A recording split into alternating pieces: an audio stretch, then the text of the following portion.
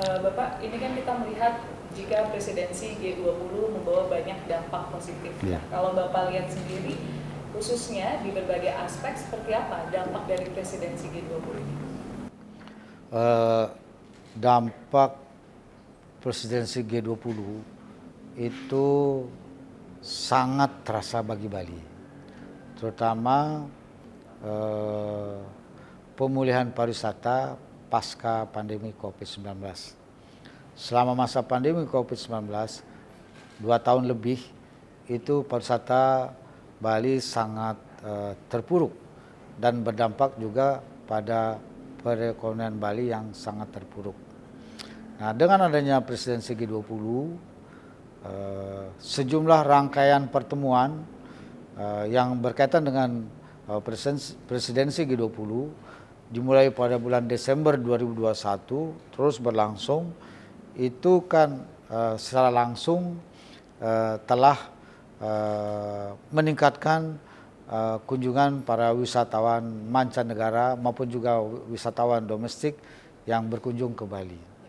Dan sampai saat ini itu pariwisata Bali telah mulai pulih dan bangkit kembali, di mana tingkat hunian hotel itu sudah mencapai 60-85%. Dan perekonomian Bali yang tadinya waktu tahun 2020 mengalami kontraksi atau pertumbuhannya negatif, yaitu minus 9,31%, kemudian pada tahun 2021 pertumbuhannya negatif minus 2,47%, maka dengan adanya rangkaian pertemuan presidensi G20 ini sudah terlihat dampak positifnya. Pertumbuhan ekonomi Bali pada triwulan 1 tahun 2022 ini sudah positif 1,46%. Kemudian pada triwulan 2 tahun 2022 ini sudah positif 3,04%, dan terakhir pada triwulan 3 baru saya dapat laporan tahun 2022 ini positif 8,09%, naiknya tinggi sekali year on year. Itu, dan ini memang didukung dengan terus meningkatnya kunjungan wisatawan mancanegara yang datang ke Bali, karena sekarang ini setiap hari kedatangannya rata-rata udah mencapai 10.000 orang kedatangan wisatawan mancanegara, sedangkan wisatawan domestik itu rata-rata 11.000 orang per hari. Berarti sudah 21.000 lebih orang wisatawan yang berkunjung ke Bali setiap hari kedatangannya. Itu yang lewat udara, yang lewat darat lain lagi. Jadi ini sudah betul-betul telah mampu memulihkan pariwisata dan perekonomian Bali. Baik, Gitu. Kita tahu persiapan jika presidensi G20 ini memang cukup panjang, Ya. ternyata akhirnya membawa dampak positif ya Pak untuk Ya. Bali, khususnya di sektor pariwisata. Nah, selama persiapan yang disiapkan oleh Provinsi Bali, tentu ada sinergitas yang dilakukan dengan pemerintah pusat. Ya. Nah, seperti apa sinergitasnya Pak? Jadi begini, tuan rumah penyelenggaraan presidensi G20 ini kan Indonesia, di bawah kepemimpinan Bapak Presiden Insinyur Joko Widodo. Jadi kepanitiaannya itu adalah kepanitiaan pusat.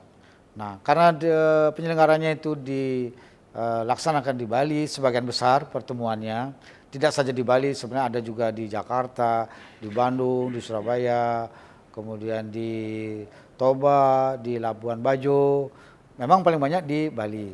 Dan pertemuan tingkat tingginya KTT G20-nya yang diikuti oleh para kepala negara tanggal 15 dan 16 November 2022 ini itu dilaksanakan di Bali.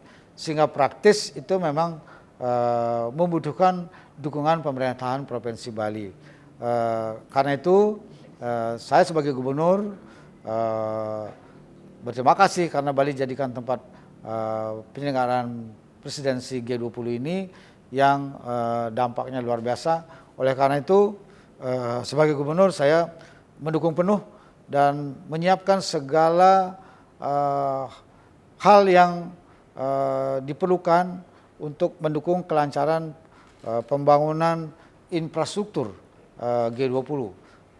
Jadi sejumlah infrastruktur dari Bandara Ngurah Rai menuju venue G20, menuju kawasan ITDC Nusa Dua, menuju Hotel Kempinski, menuju tempat penyemaian mangrove di Tahura, dan menuju tempat gala dinner di Garuda Wisnu Kencana. Itu membutuhkan penataan pedestrian jalan, taman, kemudian juga perbaikan infrastruktur, peningkatan kapasitas infrastruktur, serta dibangun taman yang di dalam proses pembangunan ini memerlukan dukungan pemerintah Provinsi Bali dan juga pemerintah Kabupaten Badung, pemerintah Kota Denpasar. Saya mengorganisir ini secara baik, bekerja sama bersinergi dengan pemerintah pusat agar semua yang diperlukan dan persyaratan-persyaratan perizinan yang diperlukan, serta juga hal-hal lain yang dikaitkan dengan dukungan terhadap pembangunan infrastruktur ini bisa dipenuhi sehingga pembangunannya bisa dilaksanakan dengan lancar, sukses, selesai tepat waktu. Dan sekarang sudah siap 100%, sudah sangat bagus.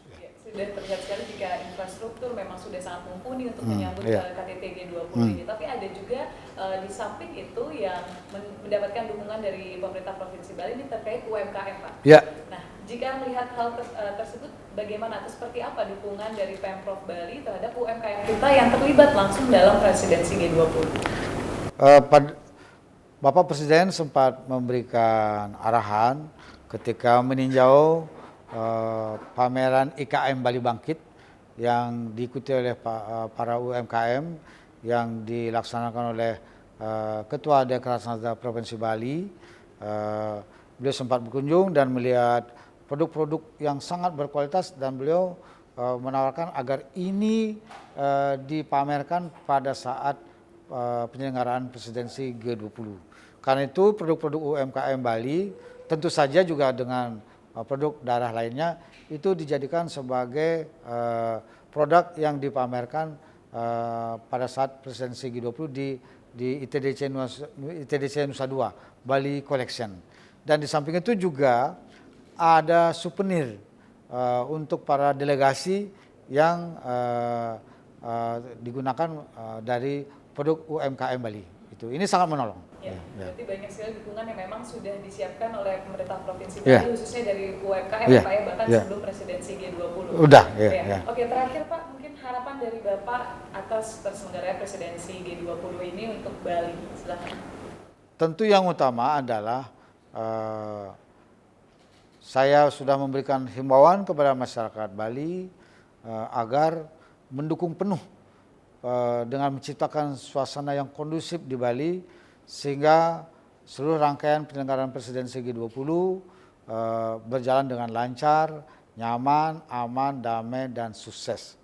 Dan utamanya adalah kita berdoa semua agar pertemuan presidensi G20 ini menghasilkan suatu keputusan-keputusan yang akan menjadi tatanan dunia era baru, memajukan kesejahteraan dan pembangunan masyarakat yang tergabung dalam G20 maupun juga berdampak kepada negara-negara sedunia, termasuk Indonesia, dan terutama juga khususnya adalah dampak terhadap Bali, yang tentunya ini menjadi momentum untuk terus meningkatkan kualitas dan daya saing pariwisata Bali ke depan dalam menghadapi dinamika global. Terima kasih Gubernur Bali, Bapak Ian Koster, sudah menerima kami untuk interview dan wawancara khusus ini. Terima kasih.